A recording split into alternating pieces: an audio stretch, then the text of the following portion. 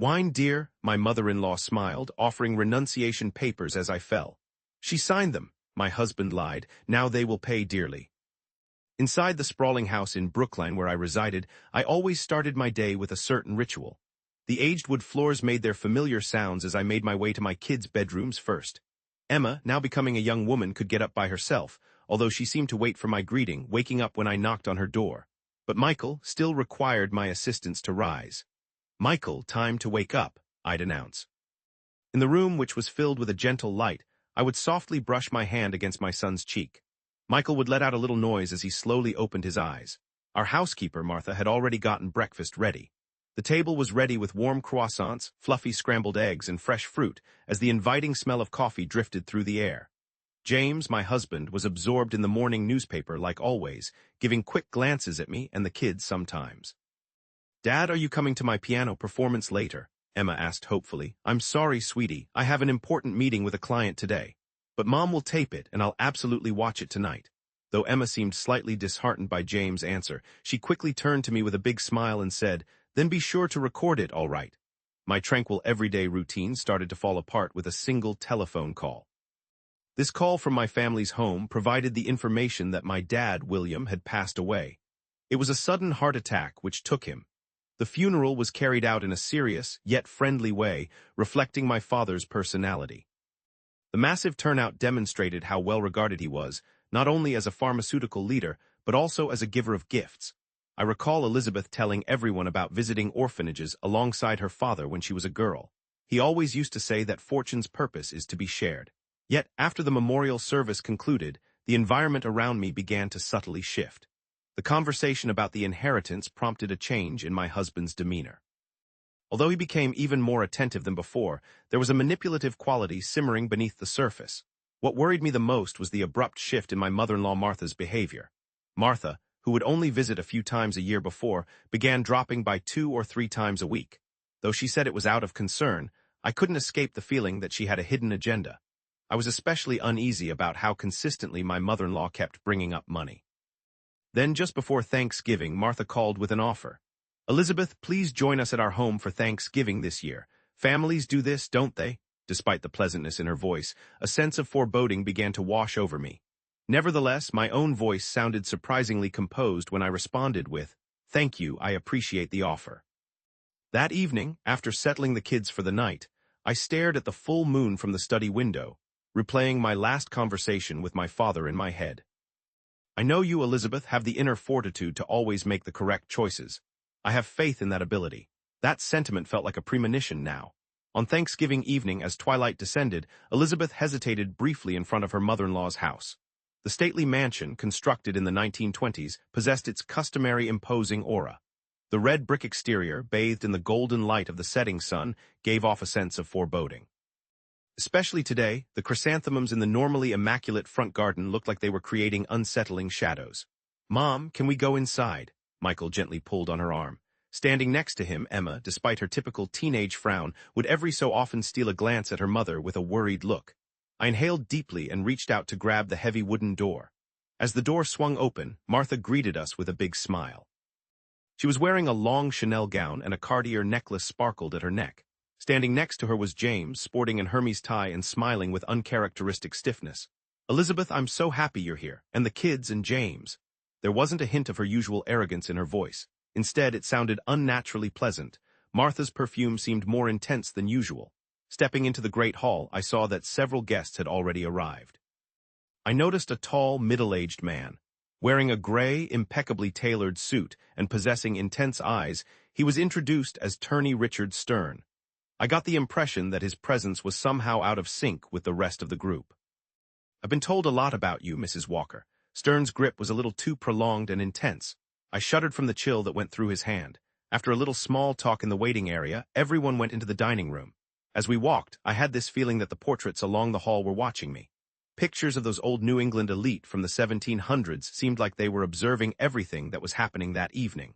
The dining table looked like it should for a Thanksgiving feast. The turkey was cooked just right, and the bright red cranberry sauce really made me hungry. The sweet potato casserole smelled of cinnamon, while the pecan pie was baked to a beautiful golden color with its great smell spreading throughout the space. White roses sitting in a Tiffany vase on the table showed off the sophisticated environment. The chandelier made of crystal sent out elegant light onto the silverware. Martha shouted, "Elizabeth, try this wine. I picked it out especially for you." It's an Opus 1 2015. The dark red wine was poured into a glass made of baccarat crystal.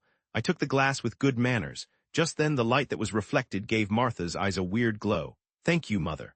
As I raised the glass, wonderful smells went right up my nose. There were hints of cassis and blackberry, along with some subtle vanilla notes.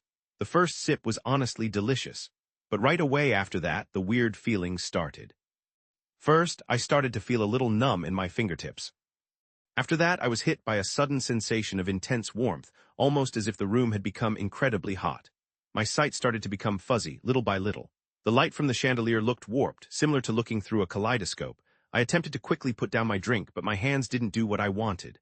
"Elizabeth, are you okay?" My husband's voice sounded like it was coming from a long way off. When I tried to get up, my legs gave way and I fell. The costly Chinese vase sitting on the table seemed to get blurry and appeared to multiply. "Oh dear, are you feeling poorly?" My mother-in-law's tone sounded like her worry was fake. At the edge of my vision, I could barely make out Attorney Stern taking some papers out of his leather briefcase. I could hear the children talking. "Mom!" But Emma and Michael were soon ushered away. "It's all right, your mother is just worn out. Let's watch the Thanksgiving special," I heard my mother-in-law announce like her voice was bouncing back from a faraway cavern. Just before I blacked out, I heard bits and pieces of multiple conversations. The voices mixed and sometimes overlapped, making their way into my hazy awareness. "How's the drug working?" "Just as we planned. She'll be out cold in a few minutes." "Are the documents ready?" "Everything's prepared, including the inheritance renunciation papers." "Hurry while she's out, get her signature. Just move her finger. I'll guide her hand. I'll guide her hand." The very last thing I heard was my mother-in-law's icy laughter. Then everything went black. Along with Elizabeth's awareness, the candle flame on the table went out. When I started to come to again, the initial thing I sensed was the smell of cleaning fluid. Once my hearing came back, I could hear the steady beeping of a heart monitor. The dripping sound kept time like the second hand of a clock, slow and steady. I slowly opened my eyes. A white ceiling stared back at me. This was an unfamiliar hospital room. I was experiencing the typical clinical feeling of Brigham and Women's Hospital. The night had already fallen outside the window. There wasn't a single star I could see in the Boston sky in November. "Ah, you're awake." Standing at the side of the bed was my husband, James. He had his usual gentle smile, but something was off with his eyes. They didn't look happy. A cold, unfamiliar look I had never seen before lurked in his pupils.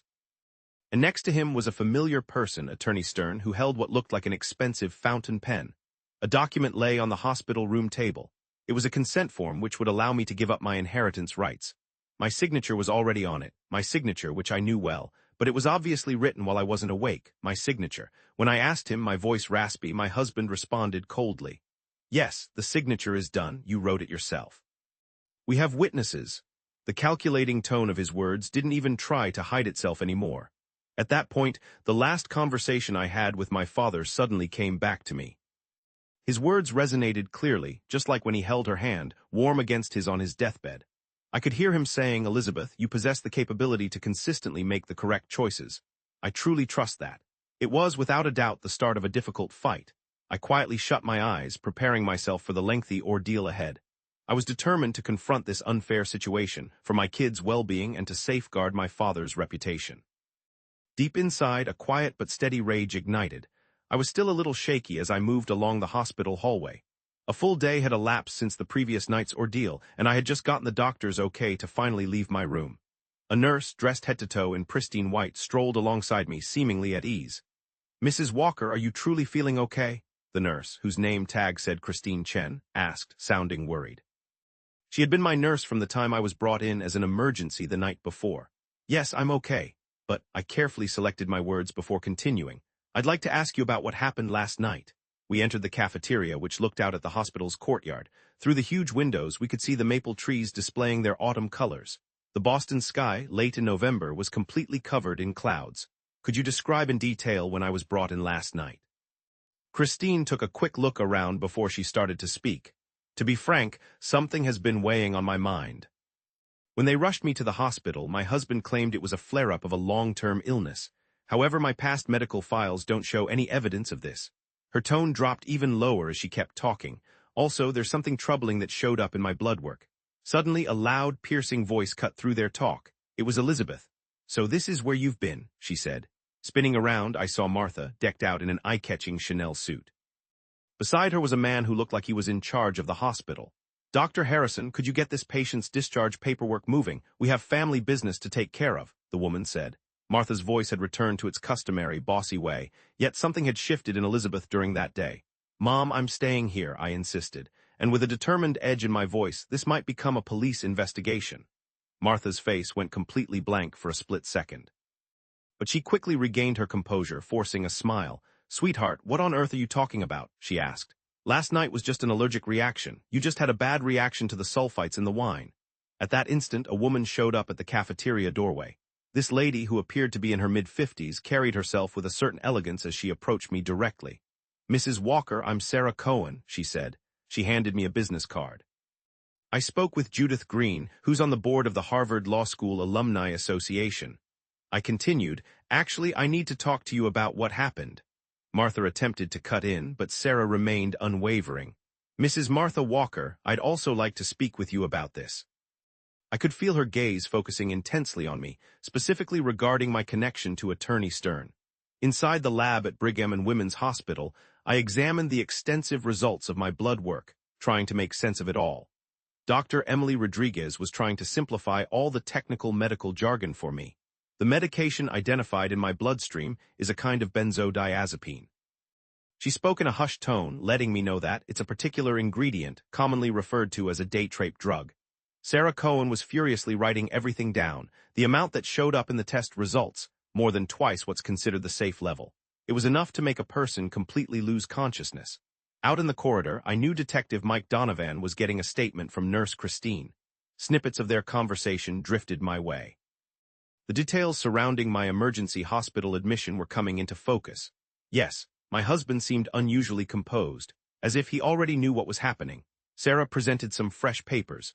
"Elizabeth, there's something troubling that we found out about your father, William Carter, and his death certificate, even though it says he died from a heart attack, actually." Just then, the hospital room door slammed open, and Emma and Michael ran inside. They had been brought by Rachel Morrison, who I'd known since I was a kid and who was also the kids' teacher. "Mom," Michael was grabbing onto me, sobbing. Emma was standing a bit further away, though her eyes were just full of concern. "I decided to bring the children," Rachel told me. Emma had overheard some peculiar discussions. Beginning to speak with a quivering voice, Emma said, "Yesterday, while I was watching TV in a different room, I could hear Grandma talking to someone. I was told we'd get everything." Sarah made a mental note of that statement, too. "Emma, you're incredibly courageous. Could you possibly testify in court?" Emma stared at her mom. Elizabeth gave a subtle nod. We were all together in a meeting room on the uppermost floor of Brigham and Women's Hospital with a sweeping view of Boston. Sarah Cohen, Dr. Rodriguez, Detective Donovan, and Elizabeth were seated around the table. "I suggested that we should sort through all the proof we've gathered." Sarah started. "First, the results from the blood tests. Dr. Rodriguez presented the papers. They showed dangerously high drug levels. It was obvious someone did this on purpose. Then we looked at the hospital staff statements. Detective Donovan picked up, pulling out fresh documents. The odd conduct while transporting him, and he held up another paper. It had records that showed Attorney Stern had informed the receptionist he had a scheduled meeting prior to entering the hospital." Sarah looked concerned. "So this whole thing was prearranged?" Elizabeth's voice shook as she asked about my father's passing. "Yes," I replied, carefully choosing the wording. "Concerning William Carter's death, we need to look into it again. Even though they listed it as a sudden heart attack, there's some proof that indicates the same drug may have been involved." Elizabeth's cell phone buzzed and she looked down at the screen. The caller ID showed an unknown number. A man's voice spoke, barely above a whisper. "Mrs. Walker, I used to be employed in Attorney Stern's office. I have some vital evidence. Records regarding transactions with your mother-in-law." That evening, Elizabeth had left the kids with Martha Johnson, the family's housekeeper. After providing care to the Carter family for 42 years, she felt like Elizabeth's other mom. Dad probably anticipated this day, you know. Martha Johnson retrieved a sealed envelope from an ancient safe. "Right before your father died, he gave this to me, telling me to give it to Elizabeth when she needed it." Inside that envelope were a USB drive and some handwritten notes. In William's neat script were specifics about some financial dealings. They revealed an elaborate plot, a property embezzlement scheme that Martha Walker and Attorney Stern cooked up over 5 years. This was also her father's ultimate act to stop them. I steeled myself, quietly but determined, for the forthcoming court fight. The courthouse in Norfolk County was soaked with the harsh rain of a December day. I thought back on the previous 3 weeks as I ascended those intimidating stone steps with Sarah Cohen. USB drive that Dad had left me held 5 years' worth of archived emails between Martha Walker and Attorney Stern. They provided proof of an extended plan to steal William Carter's possessions. My father had attempted to watch over me until his dying breath. Just before the courtroom doors swung open, I turned to look at Emma and Michael, who were seated in the back. The loyal maid, Martha Johnson, was with them. Emma gave her mother a little nod. There wasn't any doubt in her gaze anymore. The clerk announced the entrance, and Judge Margaret O'Connell appeared. She was a seasoned judge who had handled Massachusetts family law cases for more than 3 decades. We're starting this hearing regarding the case of Elizabeth Carter Walker against James Walker and Martha Walker.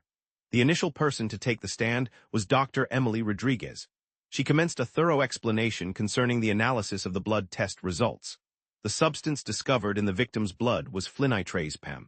Commonly referred to as a date-rape drug, the dose administered was 2.5 times the typical quantity. This level of the drug was obviously intended to completely incapacitate someone. Attorney Stern rose to begin the cross-examination. Could these indicators be differentiated from a straightforward allergic reaction caused by wine? Dr. Rodriguez responded decisively, yes. A glance at the levels of histamine within the blood makes it apparent. This wasn't an allergic reaction, certainly not. Next up was Nurse Christine Chen, who was called to the stand. She provided a thorough description of what transpired during the emergency admittance that night. What specifically stood out to me was Mr. Walker's demeanor. Usually when family members are rushed in for emergency treatment, they're beside themselves with worry. But Mr. Walker was unusually composed, saying something like, "It's an episode related to my wife's ongoing illness," almost as if it was pre-planned. Attorney Stern stood up once more. Wasn't he just trying to stay calm as a husband would? Christine replied emphatically, "No. I've been employed in the emergency room for 15 years. His behavior was obviously not natural." After the lunch break, Thomas Reynolds, who used to be Attorney Stern's secretary, was called to testify.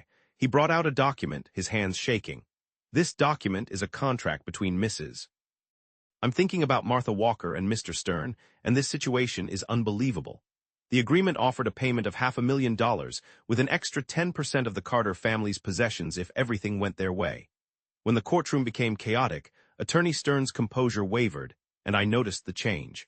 The next thing that happened was Sarah Cohen presented some fresh evidence about William's demise. I'm presenting the court with the results of a second look at William Carter's tissue samples. They're conclusive. The substance found matched the same medication that was given to Elizabeth Walker. It's the same thing. At this point in the testimony, Martha Walker abruptly stood up, which caught my attention. On the other hand, James didn't show any emotion. He just kept a stern look. The final witness, Emma, was then summoned to the stand. Her testimony was next. The young 13-year-old girl appeared uneasy as she took her place. "Emma," Sarah said softly, "can you tell us about the conversation you overheard on Thanksgiving night?" Taking a deep breath, Emma began to speak slowly. "Michael and I were watching the television in another room. I had to go to the bathroom, so I walked into the hallway. That's when I heard Grandma on the phone talking to someone. The attorney then asked, 'What exactly did you hear?'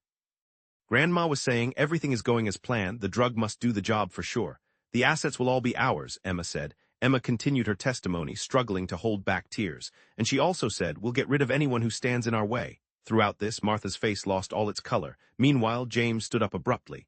'Your Honor,' I heard his voice boom across the room, 'I have something I need to say.' Judge O'Connell lifted her chin. 'Proceed,' she said, her tone calm. 'I'm admitting to everything they've accused me of.' And he paused for a moment. 'I want to tell everyone the whole story of the scheme that my mom, Martha Walker, and lawyer Richard Stern concocted.' The courtroom became a chaotic mess once again, and Martha shouted. 'James,' she yelled, 'what are you doing?' 'Mom, that's enough,' James said, sounding exhausted. 'I can't keep up with telling lies in front of my kids anymore.' Judge O'Connell gave James an intense look.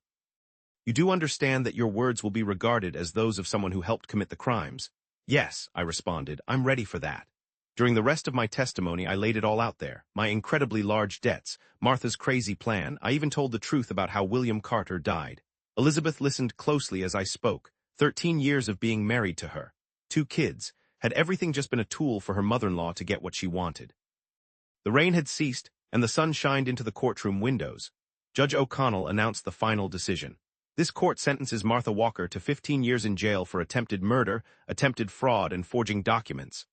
James Walker, will be sentenced to 4 years in prison, considering my willingness to testify. Richard Stern will get 2 years in jail for his involvement in the conspiracy, plus he's permanently barred from practicing law. After the judgment was read, Elizabeth went over to where the kids were. Emma and Michael ran to their mom and hugged her tightly. "Mom, is it done?" Michael asked, sounding worried. "Yes," Elizabeth said, "it's finally over." She held her kids real close. "Now we're going to start fresh."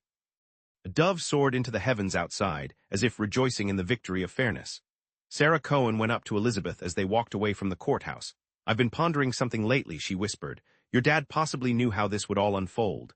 There's a folder on the USB drive that hasn't been opened yet. Its label says, 'For Elizabeth's New Life.'"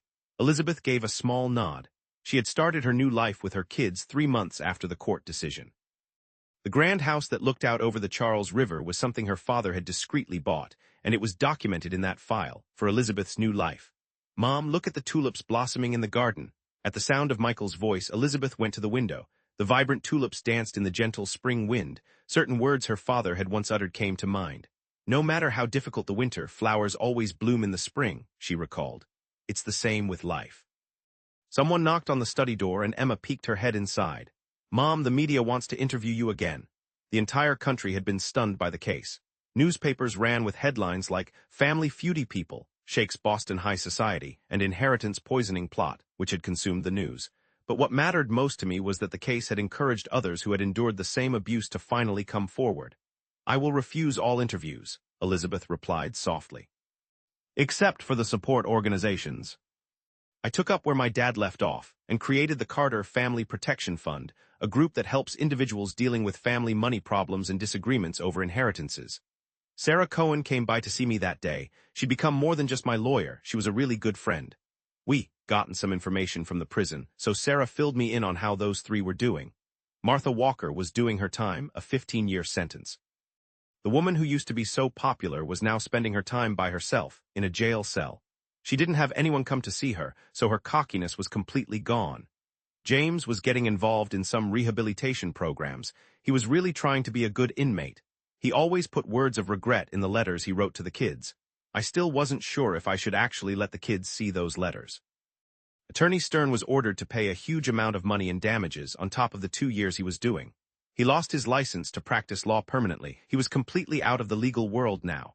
"James wants to meet with the kids," Sarah said carefully. I looked out the window for a moment before answering slowly. "I'm going to do what the kids want." Emma and Michael were both old enough to make up their own minds. The kids had really matured and become strong. Emma was going to be the star in the school play, and Michael had been selected to be the baseball team's captain. The hurts we'd all experienced were slowly starting to get better. Later on that evening, Rachel Morrison came to pick the kids up. She kept giving us all her constant support. "Elizabeth, I'm considering taking the kids horseback riding this weekend. Perhaps we could all go for a picnic." "That sounds lovely," Elizabeth said with a smile. Later that evening, once the children were asleep, I took the last folder my father had given me. It held a letter plus some very detailed business plans. It read, "To my dearest daughter, by the time you see this letter, you will have already weathered considerable difficulties. The fortune I bequeathed isn't a bad thing. It's something that can assist a lot of people. I've always had faith in your capability. And now the time has come for you to use that strength to benefit the world. The attached business proposal is a project I've been working on for ages, a vision to reshape the pharmaceutical company, making it more focused on people. You're the only one who can bring this dream to life. With love, Father." Elizabeth quietly shed a few tears. The full moon, visible from the study, seemed to glow as softly as the moon my father had seen at the end. The following morning I awoke early. The sunlight shining on the Charles River greeted the dawn of a fresh new day. I roused the children and began making breakfast like always. "Mom, can I have some friends over after school today?" Emma asked. "Certainly." Life was gradually returning to normal. However, it wasn't the same as it was before. It had turned into a new normal, united by even stronger, deeper family bonds. The newspaper at the front door had a headline that read, "Carter Family Protection Fund puts into action 100 support cases." I imagined Elizabeth was definitely continuing her father's mission and giving back her personal insights to the world.